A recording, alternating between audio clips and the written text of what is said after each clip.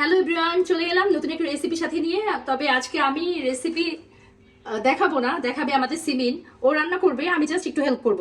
আমি বলে বলে দেব যে কোনটা কি পরিমাণে, কারণ সে তো জানে না যে কোনটা কতটুকু পরিমাণ লাগবে।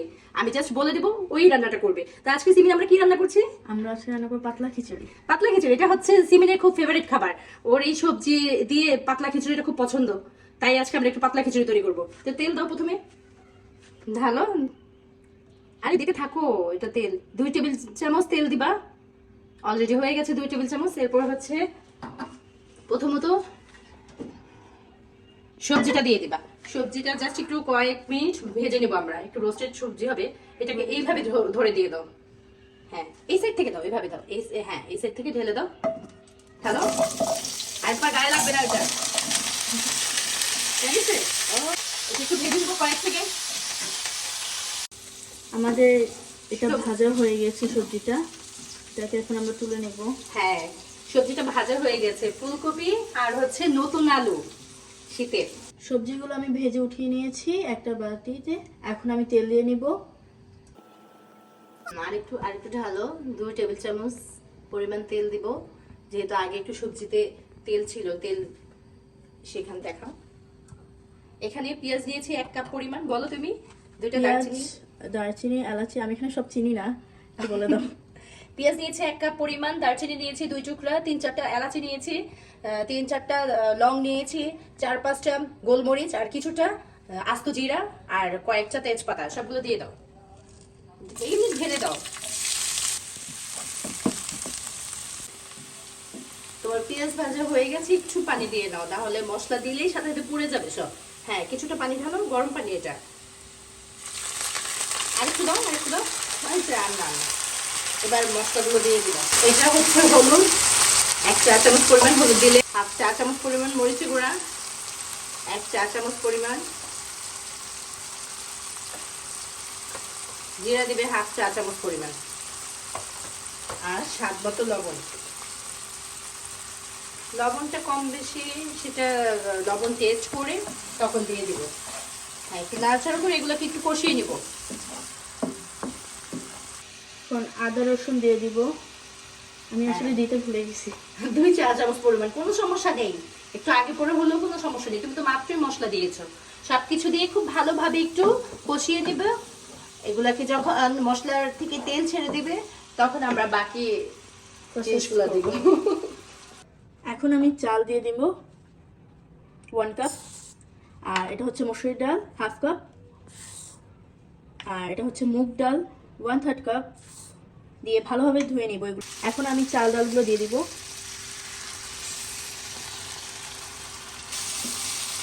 চাল আর ডালটা আমরা 5 মিনিট ভেজে নিয়েছি। এখন আমরা এটার মধ্যে পরিমাণ মতো পানি দিয়ে দিব। পানিটা একটু বেশিই দিব, যেহেতু এটা পাতলা খিচুড়ি। এটা গরম পানি।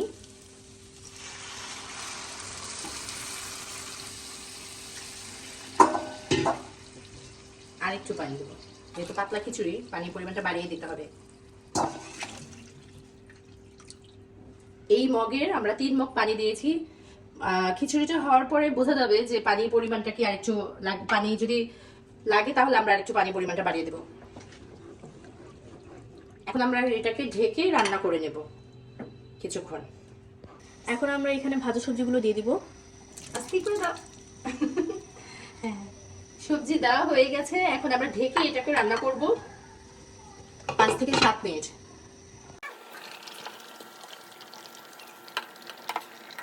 আজকে আমরা এই পাতলা খিচুড়ির সাথে ডিম ভাজা অ্যাড করব, যার জন্য ডিমটাকে ভেজে নিব। এখন দাও, এখানে আমরা পেঁয়াজ কুচি দিয়ে দিব।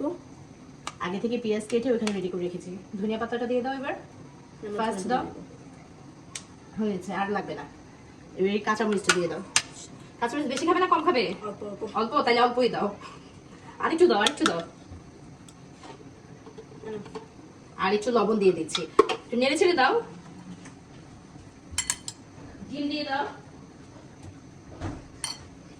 আমি ভেঙে দেবো ডিম, না তুমি ভাঙবা?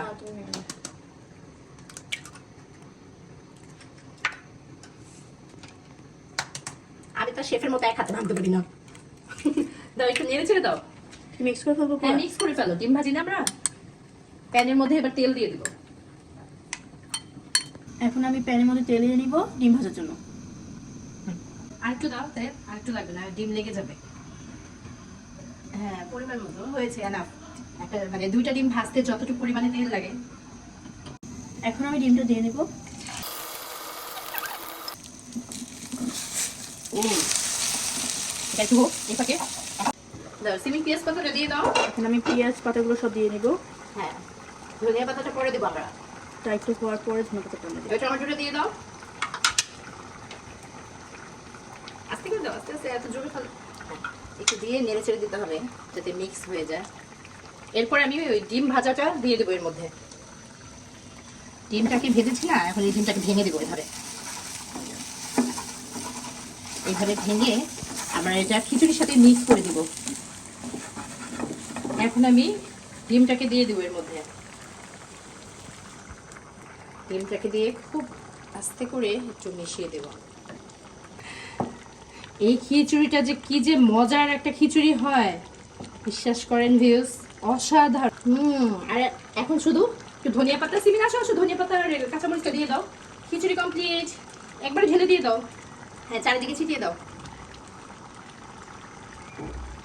দাও দাও, সব দিয়ে দাও, তাড়াতাড়ি দিয়ে দাও, ফাস্ট হয়ে গেছে।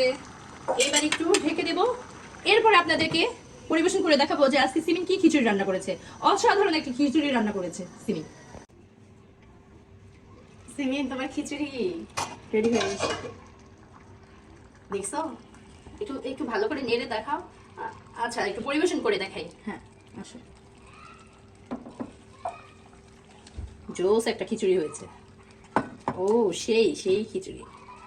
আমাদের খিচুড়িটা তৈরি হয়ে গিয়েছে। আমার লাইফের ফার্স্ট আমি কোনো রেসিপি তৈরি করেছি। এটা যদি ভালো লেগে থাকে অবশ্যই অবশ্যই সবাইকে শেয়ার করে দিবেন, আর বাসায় একবার ট্রাই করে দেখবেন, এটা অনেক মজা হয়।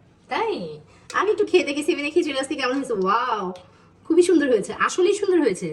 সবজির খিচুড়ি না, ডিম সবজির।